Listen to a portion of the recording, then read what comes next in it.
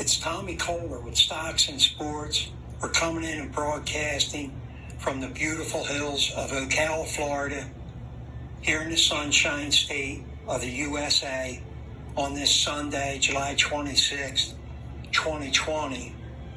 We wanted to welcome and thank Art Smith, the founder and CEO of Dtgi Technologies. Their stock ticker is Dtgi. Is coming in from San Antonio, Texas, the home of Dtgi. For those of you who are not aware of Dtgi, Dtgi is a multi-year recipient of Deloitte's Fast 500 and Fast 50 awards for recognition as one of the fastest growing technology companies in North America. Their website is https://Dtgi-inc.com. Art, are you there? I'm here, Tom. Good afternoon. How are you? Good afternoon. I'm doing wonderful. Thanks you so much. Good to hear. Yes, thank you. How are you? Doing well, Tom. Thanks. Working through the pandemic and crisis we're facing as a nation and as a world, but all things considered, things are going well. Just thanks so much for taking the time, and that's good to hear. We're just honored and delighted to have you here today with Stocks and Sports. So let's get started with some of these topics. The first one that we should cover is these acquisitions and the press release about financing that were around 10 days ago. So let's get started. It's been a while since we talked back in March 2020. At that time, there was the acquisitions with Dtgi, and there was another one in the making. Why don't you fill us in or tell us a little bit more? Yeah, Tom, so we reached a major milestone with this announcement that you're referring to on a $20 million senior credit facility. We've actually been working on this for some time, and the company needed to really scale and get to a point with its acquisition strategy where a financing facility like this could really work for us and for the company. And we're very fortunate to have had a few alternatives and options as we approached the February-March timeframe. And we started working with those different lenders, providing them with specific information on our business plan, of course, due diligence information on our company and on our acquisition targets. And we narrowed it down to a single lender after about 60, 90 days working through this, and made that decision here recently as per that press release. I can't announce the name yet. We will be able to announce that here in the future. But we're really, really excited about this, reaching this key milestone.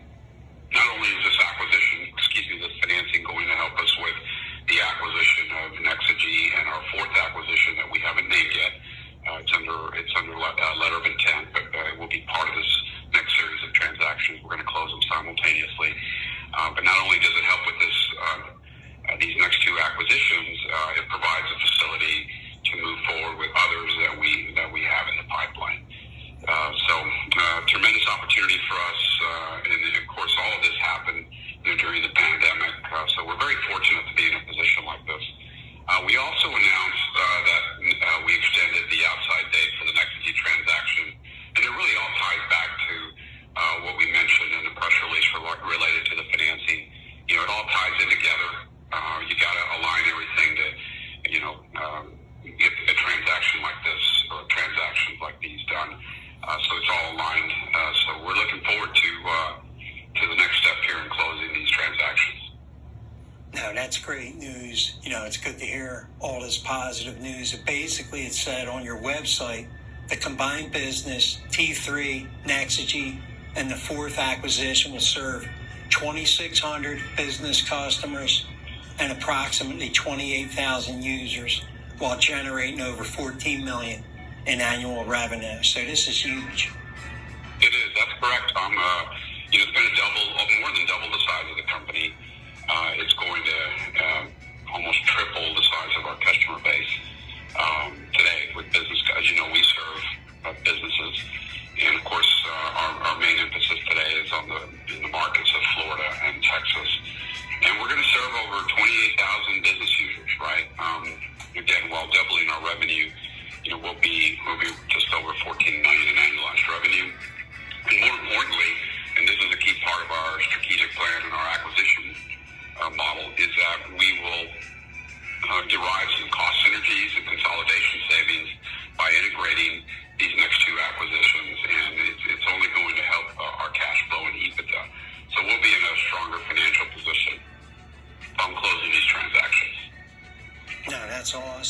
So let's stay with his balance sheet and then the fundamentals.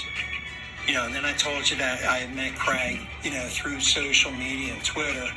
So from the information that's on Twitter, meaning your balance sheet, from what it looks like, is also really strong with the fundamentals, where it states in one of your releases that Dtgi has added $1 million to the balance sheet. I mean, fill us in a little bit more about this with the balance sheet and the $1 million added to the balance sheet. Yeah, fortunately, we were in a position towards the end of our fiscal quarter, our third fiscal quarter, which ended April 30th. We were in a position to pay off some operational debt that we had. And we actually secured that debt a couple of years ago when we made our second acquisition. And then we also were able to convert some shareholder debt to equity. Obviously, that sends a positive sign. A lot of these investors that had debt with the company were convinced that the equity was going to be of value in the future, improved value, and therefore they converted all of their debt to equity. In total, it was a little over $1 million, $1,021,000 to be exact. So we improved our balance sheet by that much. And of course, as we're going into the next series of transactions, as I mentioned, in this other financing facility, it couldn't have been a better timing for us.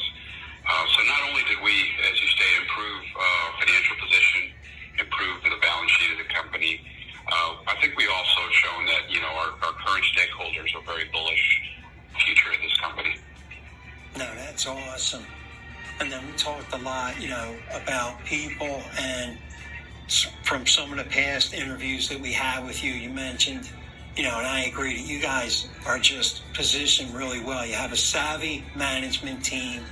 What has it been like leading, and you're a great leader and CEO, what has it been like leading during, the COVID pandemic? I mean, what's it like? Well, Tom, it's been challenging. This is the first time for me. I've never dealt with a situation like this. Certainly not a pandemic environment. As you know, it's really affected our economy. It's affected the overall markets. I know we've had a little rebound here recently, which is really positive, especially for companies like ours that are participating in the digital transformation of our economy and our business environment. But, it's been tough. And, I wake up every morning thinking about our team and, families, because there's a lot of families impacted by this, right? And there's a lot of tragic stories out there about those that have come, that have been infected with this disease. And so, first and foremost, we think about our team, we think about our families, we think about our customers, and we've been very fortunate managing through this. Tom, we've taken all the precautionary measures, not only for ourselves as a company, but also as a service provider to our customers. And I believe we've done everything the way that it should be done in this situation. And our team remains healthy, and that's a positive thing. But, I think one thing that we've realized in this pandemic is that, excuse me, this is something we can really, our solutions are something we can really feel good about when serving the business community. And I'll tell you why. This was unexpected, of course, the pandemic, and businesses had to really scramble to figure out a way to support a remote working environment. And our solution, our UCaaS solution, is actually key to that. It allows our customers and business clients to send their workers anywhere. They could be remote, working from home. They could be at a remote facility, right? To be safe, right? And so our solution is ideal for that. And again, it's something we can feel good about as we go out and serve our customers, that we're actually helping them stay safe, right, as a company or as a client of ours. And then our team has really gotten behind that, right? We worked around the clock during the peak of the pandemic back in March and April, and helped many of our customers go remote with their workers through our system. And again, that's just that's something our team feels good about, and that we can feel good about going forward as we help more customers with that type of situation. No, that's so good to hear. Like how we had talked before, before we went on air, most of the markets have really recovered from the March lows. I mean, the markets have somewhat rebounded. And you guys are there in Texas. I'm here in Florida, and they're two big, really markets, Texas and Florida. And the markets have recovered. So let's talk a little bit about growth and momentum for the second half of 2020. Plus we got this election year coming. I mean, how is Dtgi positioned for growth and with momentum? I mean, with momentum, investors and traders always looking for undervalued companies like Dtgi that have strong management teams, your local touch with great customer service, great people. Basically, you guys are a growth and momentum company that has a strong balance sheet and really strong fundamentals. I mean, what's your take on this growth and momentum, for the second half of 2020? Well, it's a couple things to point out, Tom. First of all, we're going to be working on closing these transactions that more than double the size of the company and puts us in a really good position to serve a broader base of customers, both in Texas and in Florida and other parts of the United States. So we're really excited about that and being able to really leverage, this next series of acquisitions to grow at an even faster pace.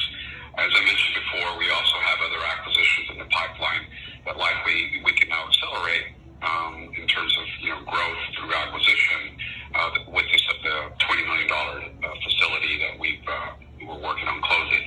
So coming into the end of the year, we're in a really good position financially. We're in a really good position from an operational foundation to grow the business. And again, we've got the ability to probably accelerate some of our acquisitions that are in the pipeline.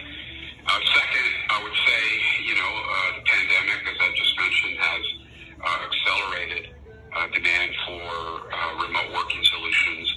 And again, we participate in a cloud computing environment that allows us to really help our customers as this is happening. So the accelerated adoption of cloud-based communications is going to be a positive for us. And quite frankly, again, it's something we can feel good about when we help our customers stay safe, right, in this pandemic environment. So I think, and again, you mentioned the elections. We understand, that always has an impact on the markets, and we can't control that.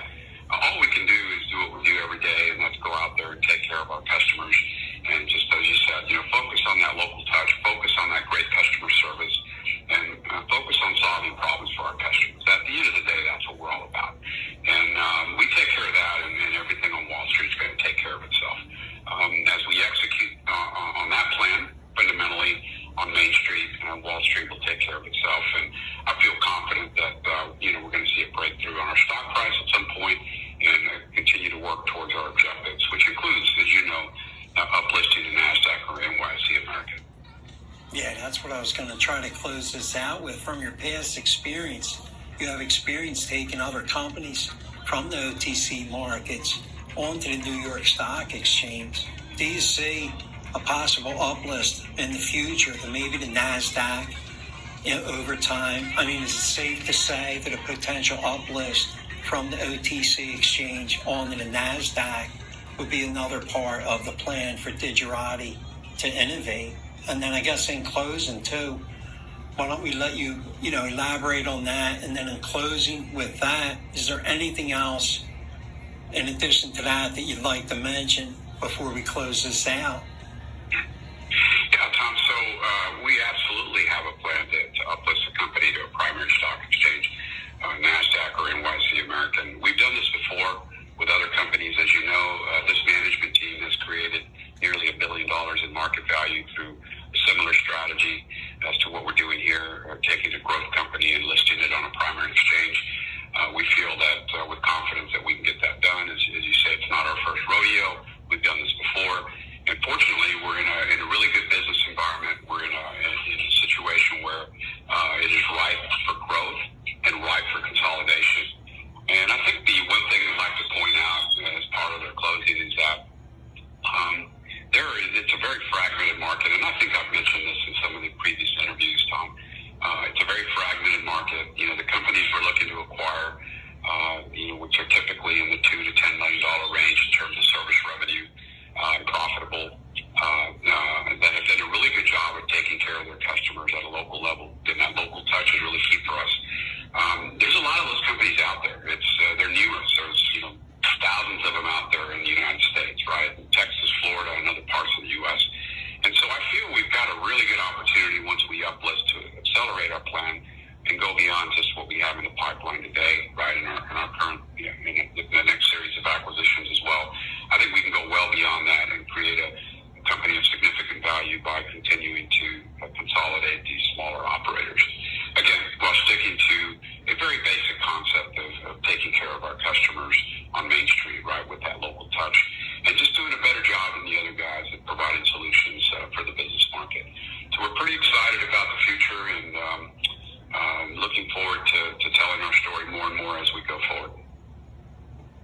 we can't thank you enough. And I guess in closing, just thank you once again, Art, for taking time out on a Sunday. Just enjoy the rest of the weekend. Signing off for Stocks and Sports and Dtgi, Tommy Kohler, and Art Smith. Thank you, Tom. Thanks, Art.